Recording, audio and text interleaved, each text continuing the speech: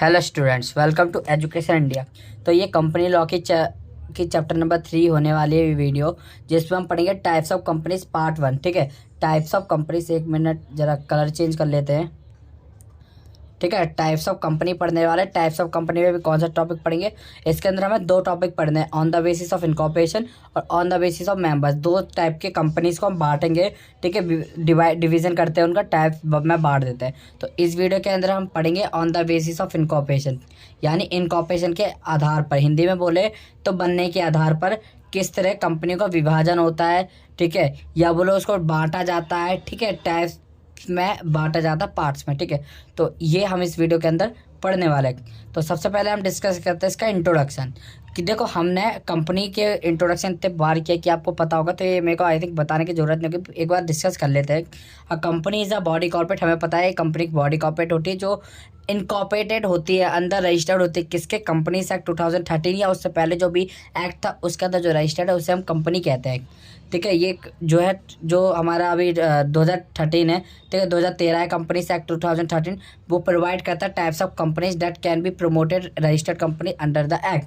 We know about public private company. हम देखो, mainly जो लोग होते हैं ना, मेनली जो हमारी सोशलिटी होती है, उसके अंदर मेनली दो तरह की कंपनी को जाना जाता है। एक होता है पब्लिक, एक होता है प्राइवेट। ठीक है, और इसके अलावा भी कुछ बहुत सारे तरीके की कंपनीज होती है, जैसे स्टेशनरी कंपनीज हो गई, रजिस्टर्ड कंपनीज हो गई, कंपनीज लिमिटेड बाय शेयर्स हो गई, कंपनी लिमिटेड बाय गारंटी हो जाती है। ठीक है, यहाँ पे गारंटी आएगा। अनलिमिटेड कंपनीज हो गई, गवर्नमेंट कंपनीज हो गई, फॉरेन कंपनीज और एक्सेट्रा। ये हम जितने भी हमने अभी टाइप्स बोले हैं, ये हम इस चैप्टर के अंदर पढ़ेंगे टाइप्स ऑफ कंपनीज में। देखो, मैं आपको दोबारा बता देता हूँ कौन कौन सी कंपनीज हैं। देखो, सबसे पहले पब्लिक प्राइवेट। ठीक है, फिर दूसरी हमारी statutory companies, registered companies, company limited by shares, company limited by guarantee. या शेयर्स नहीं आएगा या गारंटी आएगा। ठीक है, गारंटी कर लेना है। Unlimited companies, government companies, foreign companies.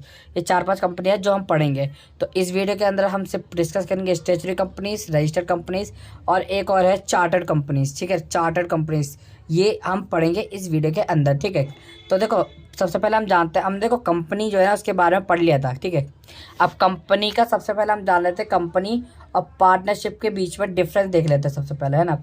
क्योंकि हमने देखो कंपनी इतनी बार डिस्कस किया, अभी हमने एक भी बार इसका डिफरेंस देखा नहीं। और ये जो डिफरेंस है ना, ये 10 से 15 मार्क्स का एग्जाम में पूछा ही जाता है हमेशा। ठीक है, तो ये मान लो वेरी वेरी इंपॉर्टेंट टॉपिक है, ये आपको अच्छे से कर लेना है। ठीक है, क्योंकि ये जो है एग्जाम में आने के इसके पूरे पूरे चांसेस बन जाते हैं। ठीक है, और ये एग्जाम में आता भी है।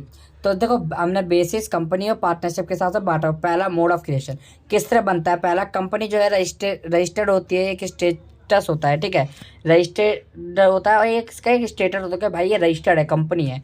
लेकिन पार्टनरशिप में बाय एग्रीमेंट, यानी दो लोगों के, 2 पर्सन के बीच में एक एग्रीमेंट बना कि भाई हम एक पार्टनरशिप खोलेंगे, तो वो पार्टनरशिप बन जाती है, उससे पार्टनरशिप क्रिएट हो जाती है। Legal status, legal entity distinct from members. देखो, जो कंपनी है वो अपने मेंबर से अलग होती है, इसकी खुद की परपेचुअल सक्सेशन होती है, यानी खुद की पहचान होती है, खुद की कॉमन सील होती है। बट इसमें पार्टनर और फर्म दोनों एक ही माने जाते हैं। अगर फर्म में कुछ गड़बड़ हुई तो पार्टनर को पकड़ा जाएगा, क्योंकि पार्टनर और फर्म एक ही है। इसमें जो है सेपरेट लीगल एंटिटी का कोई कॉन्सेप्ट है ही नहीं पार्टनरशिप के अंदर। ये जो है ये सिर्फ कंपनी लॉ के अंदर, कंपनी के अंदर ही होता है। ठीक है, तीसरा होता है लायबिलिटी। जो कंपनी होती है लिमिटेड लायबिलिटी होती है, और जो भी हमारी पार्टनरशिप होती है वो अनलिमिटेड होती है। क्यों? कंपनी इसमें मेंबर्स की जो लायबिलिटी है वो लिमिटेड हो सकती है। ठीक है, यानी कंपनी को जो पैसा देना है, जो कंपनी को पैसा देगा, अगर कंपनी वाइंडिंग अप होती है या वो लिक्विडेट होने लगती है, जो उसके क्रेडिटर होंगे उनकी जो पेमेंट है, उनका जो डेट पे होगा, वो जो है हमारे कंपनी के जितने मेंबर्स है वो करेंगे थोड़ा थोड़ा, जितनी उनकी लायबिलिटी बनती है। ठीक है, लिमिटेड होते हैं कि भाई अगर इतने तक लिक्विडेट हुआ, इतने तक डेट को तो हम पे कर देंगे। ठीक है, और बाकी जो पार्टनरशिप में अगर ऐसा होता है तो पार्टनरशिप में उन्हें पूरा अमाउंट पे करना पड़ेगा, क्योंकि वो उन्हीं की हक में होती है। ठीक है, authority, divorce between ownership and management, representative management, यानी ये डाइवरशिप मानी जाती है। ठीक है, डिवोर्स माना जाता है, सॉरी, डिवोर्स माना जाता है ऑनर मैनेजमेंट के अंदर, क्योंकि वो दोनों अलग अलग माने जाते हैं। बट इसमें राइट होता है share, right to share management, यानी किसी को भी अपना मैनेजमेंट दे सकते हैं कि भाई तुम मैनेजमेंट संभालेगा तो ये करेगा। ठीक है, ये कर सकते हैं। पांचवा, ट्रांसफर ऑफ शेयर्स, यानी पब्लिक को फ्रीली ट्रांसफर, यानी कंपनी में भी सिर्फ पब्लिक कंपनी फ्रीली ट्रांसफर कर सकती है, अपने शेयर्स को इशू कर सकती है और आम पब्लिक को इनवाइट कर सकती है कि भाई आओ हमारी जो सिक्योरिटीज है उनको लो। ठीक है, लेकिन जो प्राइवेट कंपनी वो भी कर सकती है, बट उनके लिए कुछ रिस्ट्रिक्शंस होते हैं, वो हम आगे आने वाले चैप्टर्स में पढ़ेंगे। ठीक है, ऑर्डिनरी नो राइट्स, यानी पार्टनरशिप के अंदर कोई भी राइट नहीं है कि वो शेयर्स को बाहर बेचे या बाहर इशू करे। उनके जो राइट्स है वो लिमिटेड होते हैं, जो उनके पार्टनर्स के बीच में ही होते हैं, ठीक है। नंबर ऑफ मेंबर्स, आपको पता है प्राइवेट कंपनी के लिए मिनिमम 2 होने चाहिए, मैक्सिमम 200। पब्लिक कंपनी के मिनिमम कम से कम 7 होनी चाहिए और मैक्सिमम कोई लिमिट ही नहीं, कितने बजे रख लो। लेकिन पार्टनरशिप बनानी तो आपको मिनिमम 2 होने चाहिए और मैक्सिमम 100 होने चाहिए। 2 तो आपके होने चाहिए और 2 से और 100 से ज़्यादा नहीं होने चाहिए, ठीक है। अगला आता है रिसोर्सेज। जो कंपनी है उसके पास लार्ज रिसोर्सेज होते हैं, ठीक है, क्योंकि वो फंड को रेज कर सकती है, उसको वो अपने फंड को रेज कर सकती है, तो वो जो अपने रिसोर्सेज है उनको और परचेज कर सकती है, ठीक है। तो उनके पास जो रिसोर्स है वो लार्ज रूप से होते हैं। लेकिन जो हमारे पार्टनरशिप होते हैं उसके पास लिमिटेड रिसोर्स होता है, वो पार्टनर्स पर डिपेंड करता है कि पार्टनर कितना कितना पैसा जो है रेज कर रहा है अपने आप से, ठीक है। लीगल फॉर्मेलिटीज़, जो कंपनी वो स्टेशनरी बुक्स बनाती है, मेंटेन करती है, ऑडिट कराती है, अकाउंट का डॉक्यूमेंटेशन रिक्वायर्ड, जो भी इन्फॉर्मेशन होती है, जो भी डॉक्यूमेंटेशन, जीएसटी फाइलिंग जो भी होता है, सब कुछ ऑडिटिंग सब कुछ ये कराती है कंपनी। लेकिन इसको पार्टनरशिप को कोई लीगल फॉर्मेलिटीज़ करने की ज़रूरत है। रजिस्ट्रेशन भी कंपलसरी नहीं है कि भाई तुम रजिस्ट्रेशन भी करो, अकाउंट तो दूर की बात रखना, ठीक है। Conduct of affairs of company are conducted as per companies act, यानी जो कंपनी का काम है ना वो एज पर कंपनीज एक्ट के अकॉर्डिंग करे जाते हैं और उसके जो एमओए है उसके बियॉन्ड में, ठीक है, बियॉन्ड में रह के यानी उसके अंदर रह के वो काम किया जाता है। पार्टनर जो चाहे वो कर सकते हैं अपने, ठीक है, वो इलीगल नहीं होना चाहिए बस। जनरल पावर, जो कंपनी को जनरल पावर मिलती है वो एमओए से मिलती है, और ठीक है, क्योंकि उसमें स्कोप होता है कंपनी का कि कंपनी को कहाँ जाना है, क्या काम करना है। और ये क्या पार्टनरशिप में वो चेंज करता है इजीली एग्रीमेंट के थ्रू कि भाई हम ये चेंज करना चाहता है, हम ये काम करेंगे, अब से ये काम नहीं करेंगे। फिर आता है डिसोल्यूशन की बात, तो जो कंपनी है वो डिसॉल्व तो हो जाएगी, बट उसको लॉ का प्रोविज़न देखना होगा कि भाई प्रोविज़न क्या कहता है कि किस तरह हम डिसॉल्व करते हैं। देखो, अगर कोई भी मेंबर मर जाता है, किसी मेंबर की डेथ हो जाती है ना, तो अभी कंपनी बंद नहीं होगी, क्योंकि कंपनी की अलग पहचान होती है, वो एक डिस्टिंक्ट लीगल एंटिटी है, ठीक है।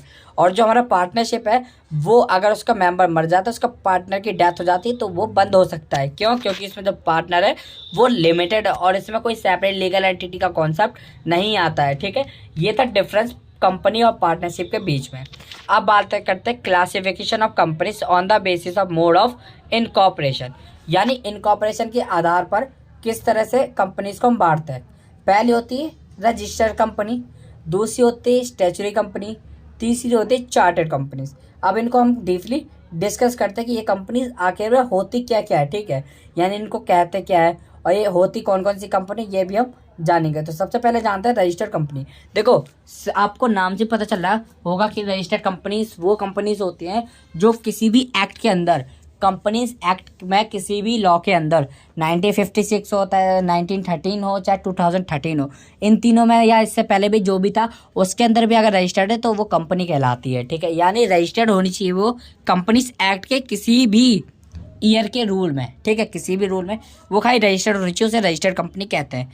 फॉर एग्जाम्पल इसमें देखो 3 तरह से होते, देखो फॉर एग्जांपल देख लो, गूगल इंडिया प्राइवेट लिमिटेड, यानी इंडिया में रजिस्टर्ड है ये कंपनी, ठीक है, तो इसका नाम क्या है, गूगल इंडिया प्राइवेट लिमिटेड। आपको साफ पता चला प्राइवेट लिमिटेड कंपनी है इंडिया की, ठीक है, इंडिया की रजिस्टर्ड है और रजिस्टर्ड भी वो इंडिया की होनी चाहिए ऑफिशियली, ठीक है। तो ये होती है। अब इसको मेनली हम 3 पार्ट में डिवाइड कर देते हैं। पहला होता है कंपनीज लिमिटेड बाय शेयर्स, दूसरा होता है कंपनीज लिमिटेड बाय गारंटी, तीसरा होता है अनलिमिटेड कंपनीज। तो जो सबसे पहला होता है कंपनीज लिमिटेड बाय शेयर्स, तो देखो सब कंपनी जो है शेयर्स को अपने इशू करती है, पब्लिक कंपनी को फ्रीली, जो आम पब्लिक है उसको भी इनविटेशन देती है कि हमारी सिक्योरिटीज़ को ऑप्ट करो। लेकिन जो प्राइवेट कंपनीज होती है उनको ऐसे रिस्ट्रिक्शंस होते हैं कि वो अपने से जितने भी उनके मेंबर्स हैं सिर्फ उन्हीं में वो अपने शेयर्स को रेज कर सकती है, ठीक है, उन्हीं को शेयर दे सकती है और बाकी आम पब्लिक को नहीं दे सकती, आपको ये पता है। लेकिन जो कंपनीज होती है लिमिटेड बाय शेयर्स होती है।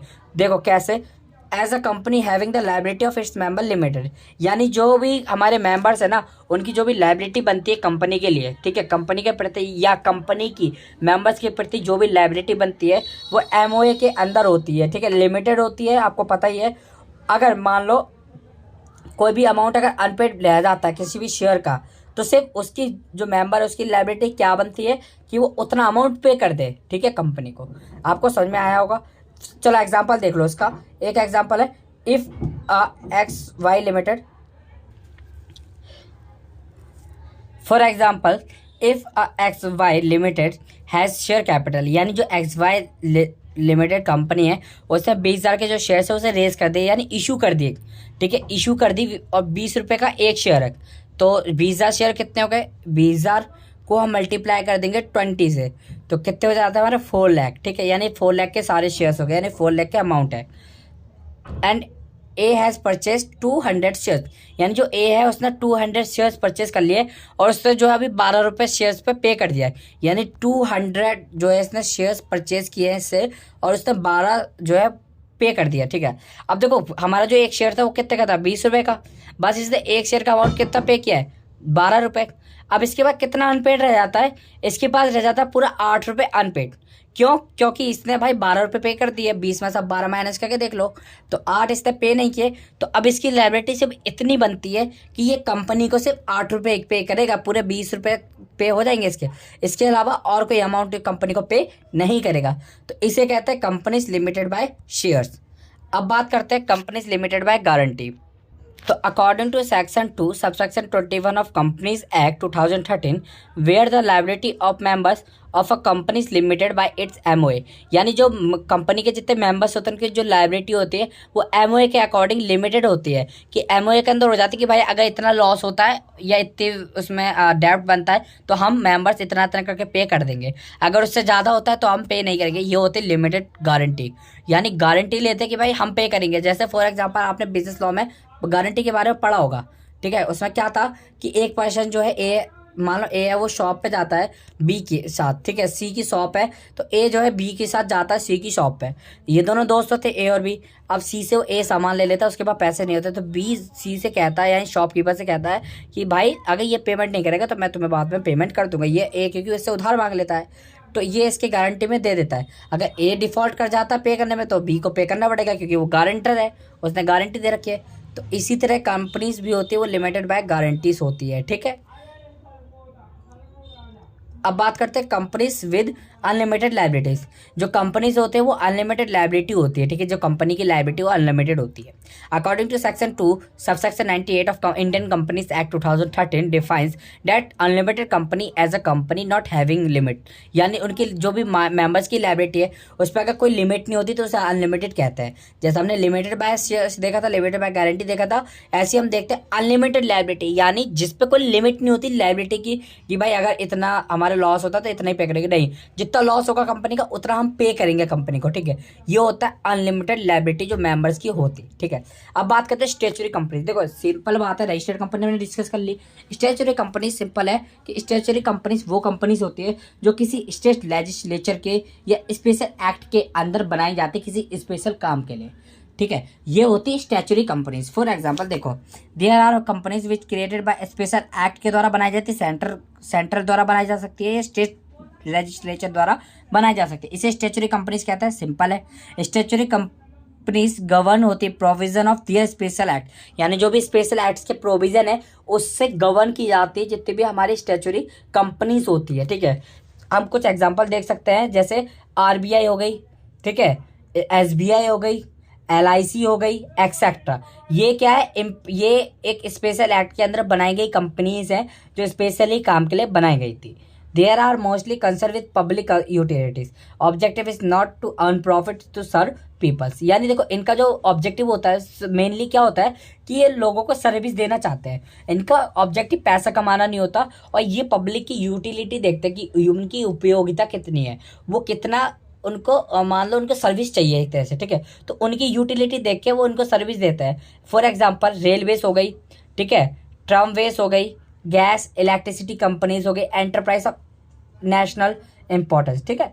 The provision of companies act 2013 apply to them if they are not inconsistent with the provision of special act form the liability member of case limited, यानी इसमें जो लाइबिलिटी क्या है company की limited होती है मेंबर्स के प्रति, ठीक है।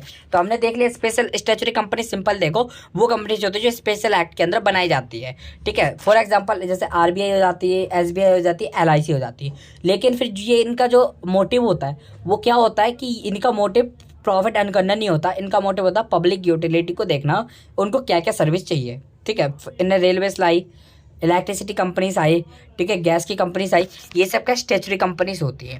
अब बात करते हैं लास्ट है chartered companies, a company which is form by grant to chartered by crown which is regulated by the that charter as a chartered company. Charter कहते हैं हम किंग को कह सकते हैं, क्वीन को कह सकते हैं।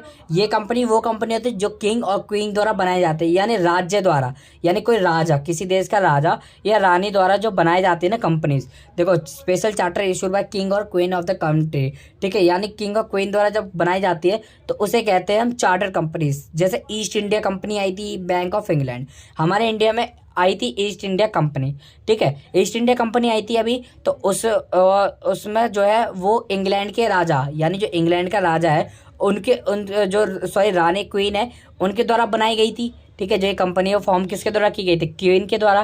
तो ये चार्टर्ड कंपनी हो गई, क्योंकि ये अगर ऐसी कंपनी को जो भी किंग और क्वीन द्वारा बनाई जाती है उन्हें क्या कहते हैं? चार्टर्ड कंपनी कहते हैं, ठीक है। तो ये थी आज की हमारी छोटी सी वीडियो जिसके अंदर हमने 3 तरह की कंपनीज जाना, registered company, statutory company, chartered companies, और हमने जाना कंपनी और पार्टनरशिप के बीच में डिफरेंस, ठीक है। इंपॉर्टेंट टॉपिक है ये भी। और जो आपके कंपनीज के टाइप्स हैं on the basis of incorporation जाना, अब जानेंगे on the basis of members, ठीक है, वो हम नेक्स्ट वीडियो में करेंगे। तो आई होप आप लोग को वीडियो अच्छी लगी होगी। वीडियो अच्छी लगे तो लाइक कर दो, चैनल पर नया तो चैनल को सब्सक्राइब कर दो और टेलीग्राम ग्रुप ज्वाइन कर लेना, और लिस्ट का लिंक जो है डिस्क्रिप्शन बॉक्स में दे दिया है। और हाँ, आप इस वीडियो को शेयर भी कर देना दोस्तों के साथ। तो मिलते हैं नेक्स्ट वीडियो में। Thank you so much for watching.